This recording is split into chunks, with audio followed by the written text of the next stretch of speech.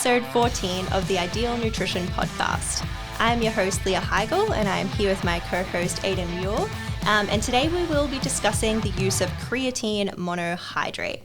So creatine is a non-protein amino acid that can be found in a range of different animal foods, but it is particularly found in things like your red meat and your seafood. And then obviously it comes in a supplement form too. And that's what we'll be talking about today. So creatine is really versatile in how it can be used. So it can be used when we're thinking about athletic performance, muscle building, but it can also be used in regards to brain health, which is a really interesting application of creatine. Within our body, creatine combines with phosphate to create phosphocreatine, which is then used for energy production. So by increasing our stores of creatine in our body, we're actually able to produce energy in a more efficient way because we have more of that phosphocreatine. So whilst you can get creatine from your animal foods, if we're really looking for the benefits that come from a high amount of creatine, supplementation is absolutely the best way to do it. And the way I think about it in terms of how can it help is I think about it in terms of like, you know how you've got aerobic and anaerobic kind of metabolism in terms of like aerobic is that kind of like longer distance oxygen requiring activity and anaerobic is that kind of short, sharp burst. Phosphocreatine or ATP is an energy source that is used for like the first 10 seconds of activity, and having higher phosphocreatine stores in your body, which could be due to creatine supplementation, allows you to produce ATP more rapidly. So that allows you to kind of really recover a little bit quicker between sets and perform a little bit better on those types of activities, anything that is a short, sharp burst of activity basically. And obviously, because we care about lifting, that's the easiest way we can think about it. I used to always talk about it in terms of it's like a 2 to 3% kind of boost. And like, I don't like overhyping supplements either, but like creatine is probably like, it's the most well-studied and most consistently beneficial supplement. But I don't like overhyping things. But as I was going down the rabbit hole again, like in prep for this podcast, because obviously I've been reading about creatine for like, it's been a decade now, it's been a long time. But going deep down that rabbit hole again, I started looking for specific numbers and I realized like I knew this, but like it's not a 2 to 3% benefit. It is actually more on average. So the biggest meta-analysis on this topic showed that in terms of what you'd expect for improvements in a 1 rep max, 5 rep max, 8 rep max, and 10 rep max after using creatine for a decent period of time is about an 8% improvement. 8% is so huge for a supplement. Yeah, it's massive. Like not many supplements will give you that big of an improvement. And in terms of at a specific load, the improvement you'd expect in terms of the number of reps you could perform is about 14% increase. So like that's another decent improvement as well. Obviously, you've got to keep in mind these are averages and you've got to keep in mind who's in these studies. Like they're not exactly like well-trained participants all the time. Like obviously we work with a lot of powerlifters and stuff like that. I don't truly believe that if we give a powerlifter who's been training a long period of time creatine, that a couple of weeks later their 1 rep max is going to be 8% better. Like I don't think of it like if somebody could bench 150 kilos, I don't think of it taking it up to like, I don't know, like 170 or something like it. Yeah, 100%. It's a bit unrealistic, but like it is actually a pretty decent benefit. And the other thing that's pretty clear, and although it's hard to interpret, is that muscle growth actually increases in these studies. Like if you take creatine for 12 weeks, you probably gain more muscle than if you didn't take creatine at all. But it's hard to interpret in these studies because there's this increase in water weight, that intracellular increase in water. It's not all intracellular, but that intracellular stuff is what we call that is lean mass. Like that is an increase in lean mass. So if you look at a study that shows somebody gained 1 kilo of lean mass, for example, who's to say how much is water and how much is like actual muscle as well? Yeah, 100%. And I think I'm probably more sold on the fact that if you take creatine and that allows you to provide more stimulus to the muscle, then long term it makes sense that you would gain more muscle mass. But yeah, I think that's a really interesting point. So let's talk about who should actually be using creatine. So we touched briefly on the fact that it's really versatile, and even outside of the gym, it does have its uses. But when we're thinking just from an athletic and performance perspective, I don't think there is realistically any sport where I wouldn't be recommending creatine. What are your thoughts on like endurance athletes taking it, like marathon runners?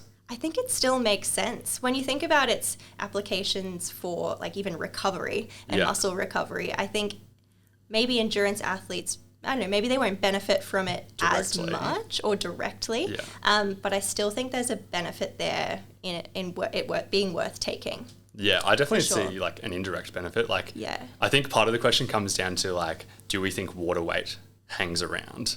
Yes. Because if there's no direct benefit and water weight hangs around, like say somebody gains 2 kilos and that's not like contractile muscle tissue that helps their performance.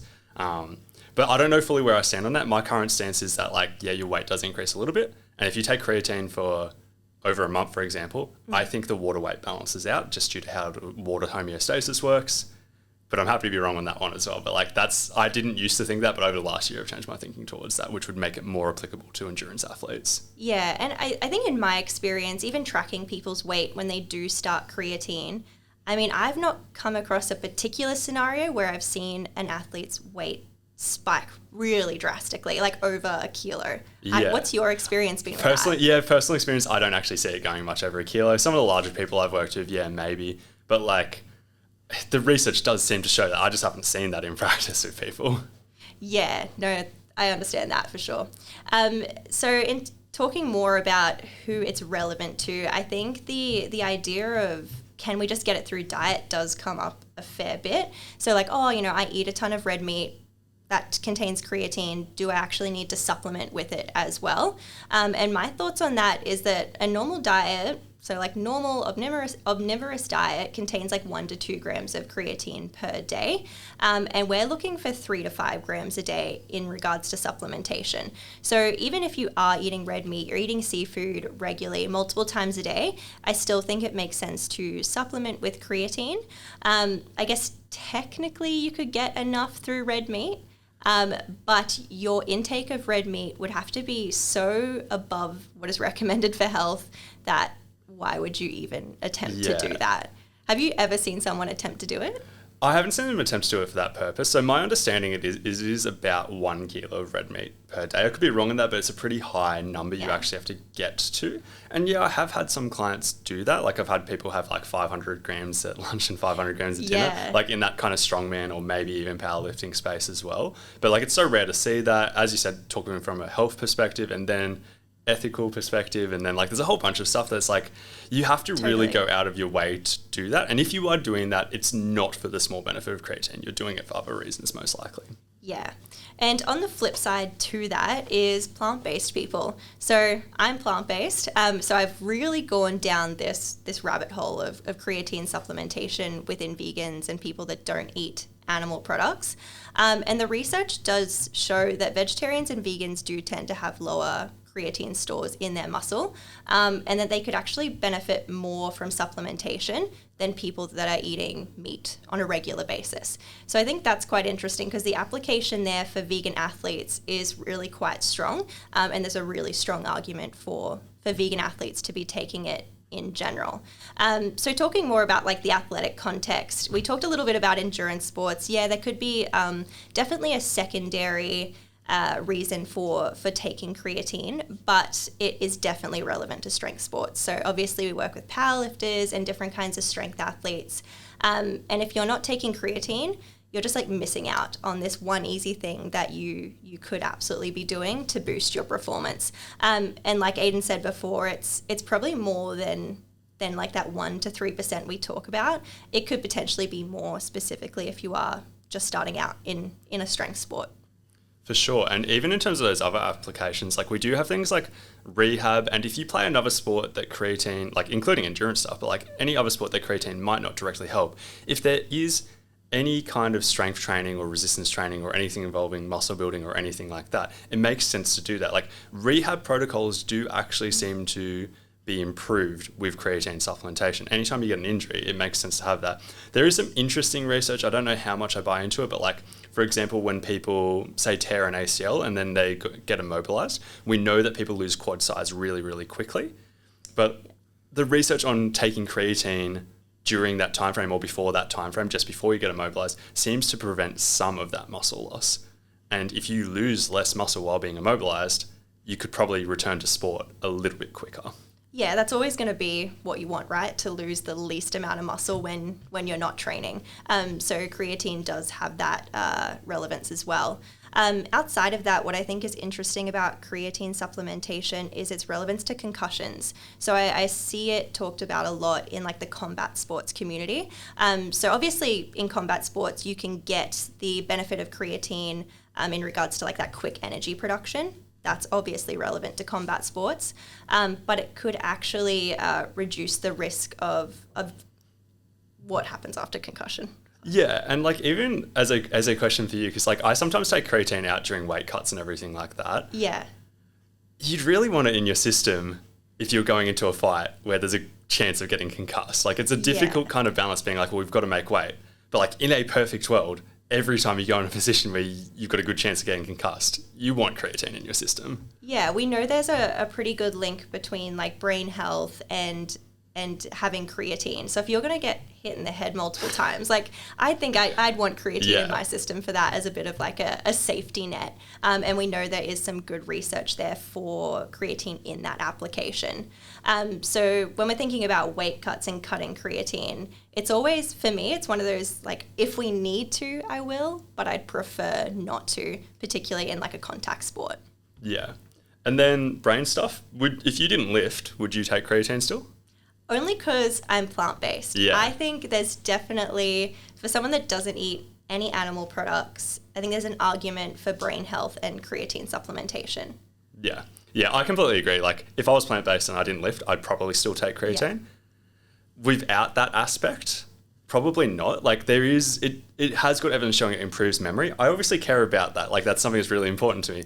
I probably wouldn't take creatine just for that. There is evidence of it helping to prevent Alzheimer's. If you were somebody who was at risk of that and like more concerned about that than the average person, it's such an easy thing to add. And then another thing to think about is that it seems to be pretty helpful for people who are elderly as well, for a few reasons. One, it can help prevent just that natural muscle wasting that occurs over the years. It can help prevent some of that. It can help preserve some lean mass and strength. But then an example I've heard somebody else talk about is like when you get pretty old, how long does it take to get out of a chair? Yeah, I mean, it depends on the person, right? It becomes near a 10-second event. So it's that's the kind of thing creatine matters for. Like, I don't think that's a big aspect. And like, I wouldn't actually, like, I'm not out here trying to get like my grandparents on or anything like that. But I have heard other sports dietitians, which is why I use that example, be like, yeah, I've got my grandparents on creatine for this very reason. Yeah. And I think, I mean, in that case, I'd probably try to be more active throughout my life to sustain that muscle. But yeah, look, if you can just take something once a day and it's going to help reduce muscle wasting, it makes sense to do it. Easy win. Cool. So in terms of how to take it, dosage and form, as we said, or as Leah said at the start of the podcast, we're talking about creatine monohydrate. I'm pretty, like, I actually haven't looked too far into the other creatine forms. I've tried, but it's so boring to me because it is very, very clear that other forms of creatine, at best, are as good as creatine monohydrate. Yeah. Like, some of them are worse, but at best they're as good. And like, because I'm so outcome focused, I only care about what is going to help people. I don't want to spend too much time looking into other things that aren't going to. So it's just doing due diligence just to be like, I've got to try and do my job. But like, that's all I'm really trying to do with that. So creatine monohydrate is definitely the type that I recommend. The standard dosage is typically called 5 grams per day. But it really depends because really for the average 80 kilo person, it probably takes about 3 grams of creatine per day to get to and maintain that saturation level, which is what we're trying to achieve. We're trying to saturate our muscles with creatine. The maximum amount that we can hold is really the goal. And it seems to take about 30 days of loading in that format. Do you do loading phases or anything like that? I don't. I find it really impractical for a lot of my clients. Like, so, I mean, you could do that fast loading where you do the 20 grams a day and sure, you could probably take that all in one hit, but the chances of like gastrointestinal distress are, well, I guess not high, but it's just dependent. Like some people are going to have bad reactions to taking that much in one sitting. But you could do it, 5 grams times 4 times a day. I find that so impractical. No one realistically does it. So I never do like the fast loading aspect of creatine. like, look, let's just do slow loading, and after 4 weeks, we'll see the performance benefit from it. It's just an extra few weeks. For sure, yeah. And like I have a slightly different opinion. Like I always put it into my plans for clients being like optional loading phase, 20 grams per day, 5 to 7 days. The research on like gastrointestinal distress is really interesting because it doesn't actually line up with practical experiences from what I find. That's what I find so interesting. Yeah, it seems like in the research, it's like, yeah, it's so rare to get gastrointestinal distress. Whereas like with clients, like I think it's like 1 in 3, maybe even higher seem to report it at 20 grams. Even lower, some people at 5 grams seem to notice it. But that's another point that's like, okay, average 80 kilo person probably requires about 3 grams per day. A lot of companies will just say 5 because it just covers everybody. Like what if you're a 100 plus kilo lifter? Like it makes sense to have 5 just to cover that. There's no real downside. Outside of the tiny chance of gastrointestinal distress as it gets a little bit higher, the difference between 3 grams and 5 grams isn't a lot. But if you're somebody who's prone to that, wouldn't you use the minimum effective dosage? Like wouldn't you use... If 3 grams seems to cover it and you were, say, 80 kilos, you would use that. If you were 60 kilos, wouldn't you use like 2.5 or something like that? Like you'd use the smallest amount that you really need to get to that level. I don't know if you know this, but it kind of just came to my mind, but in the research, when they're talking about that 3 to 5 gram dosage, is that on top of like the usual dietary intake? Yeah, so it's basically assuming that you're doing it. So it's just the supplemental dosage, yeah. So with all my plant-based people, I tend to go for that higher end, even if they are a smaller person. It makes sense. They're just not getting any through their diet, or that's my reasoning behind it. Yeah, for sure. In terms of other stuff, because I get a lot of questions about like, should I have it pre-workout, post-workout, with carbs, whatever. And it's a borderline frustrating one to answer because there's a grain of truth behind like those things actually do matter. So like oftentimes I brush it off, and sometimes I feel like, do people like walk away thinking I'm the idiot and I just haven't read the research? But basically the grain of truth is that it is actually better absorbed around the time you work out, pre-workout or post-workout. If you actually look at the outcomes, which is obviously what we care about in terms of like muscle growth and strength performance and stuff like that, the studies they've used at post-workout seem to get better lean mass gains and better strength outcomes than even the studies that use at pre-workout, which is interesting, but like I'm not really sold on that. Like I don't think that matters that much, but we know it is better absorbed if you do that. Another thing we know is it's better absorbed if you have it alongside carbohydrate. So the studies using quite a lot of carbs, they often use like 100 grams of carbohydrate, show that you absorb it better.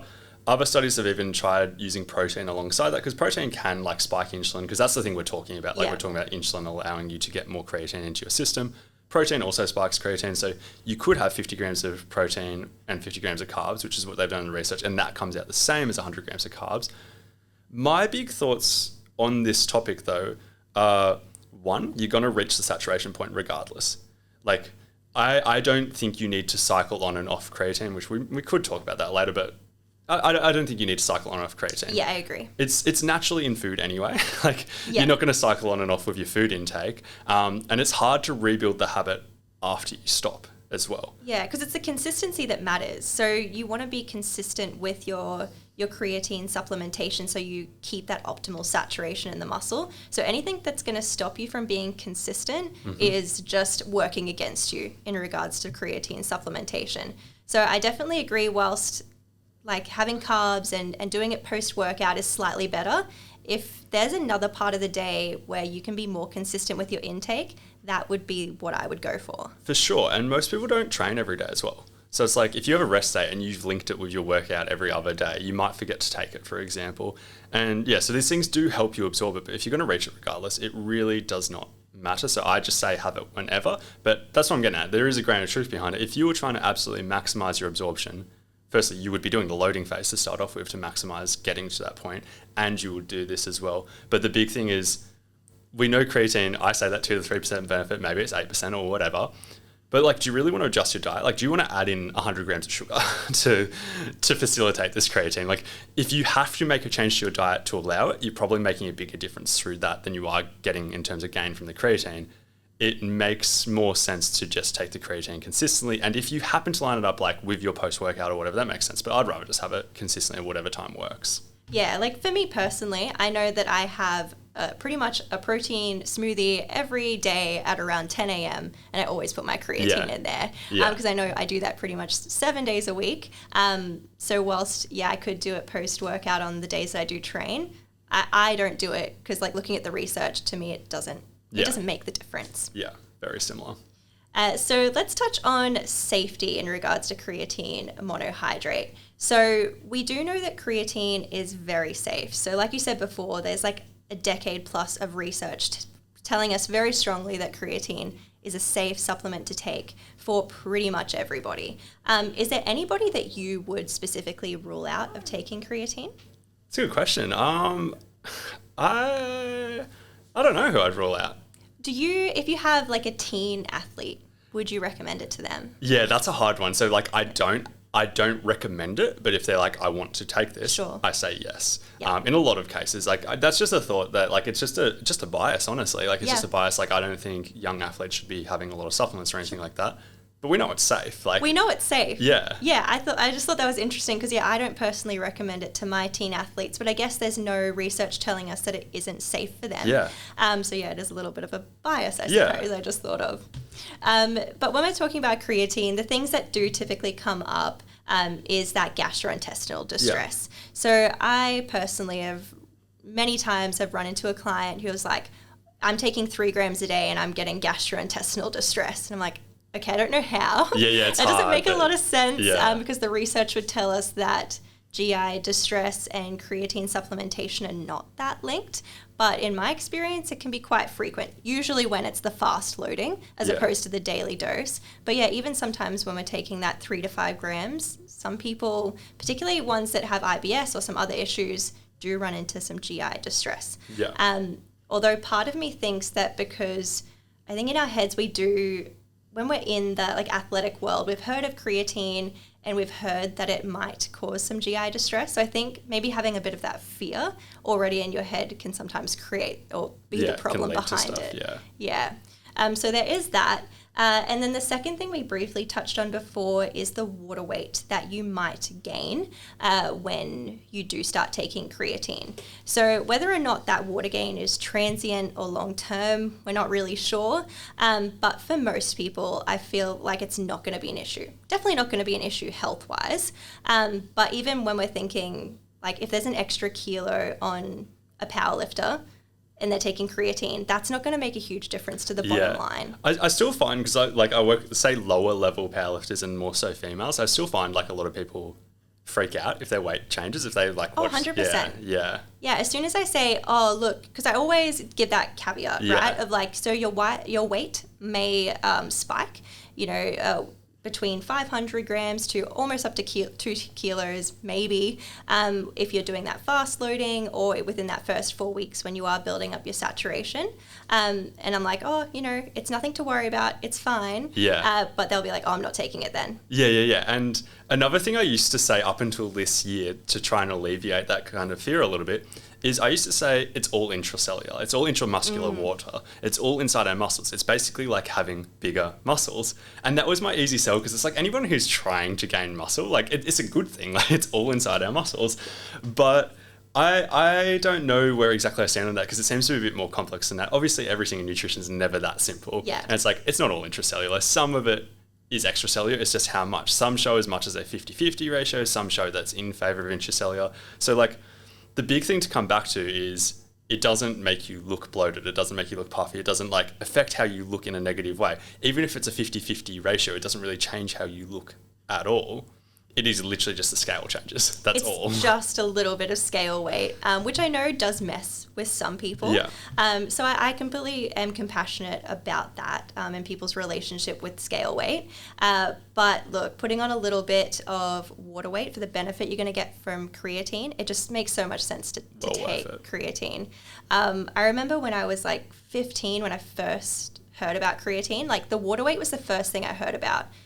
People would be like, oh yeah, he just started taking creatine. That's why he looks like all puffy and has a moon face. Yeah. I'm like, it does not have that kind of effect. No way. Yeah.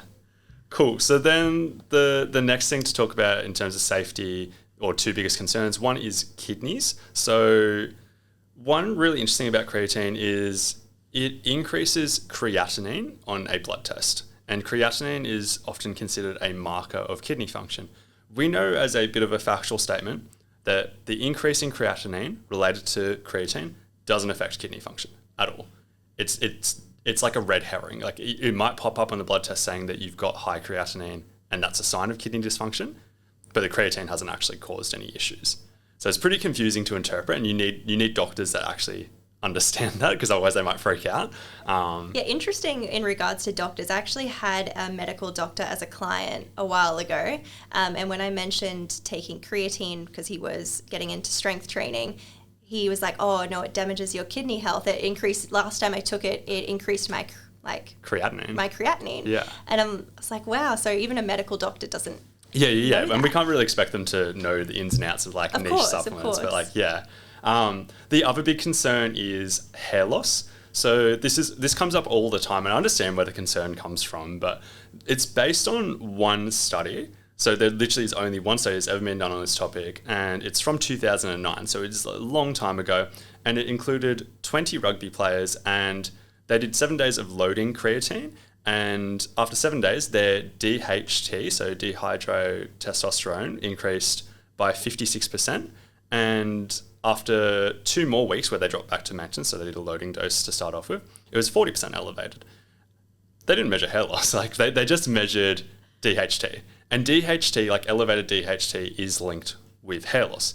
That is all we've got. But like as we were speaking about earlier, like hormones can fluctuate up and down.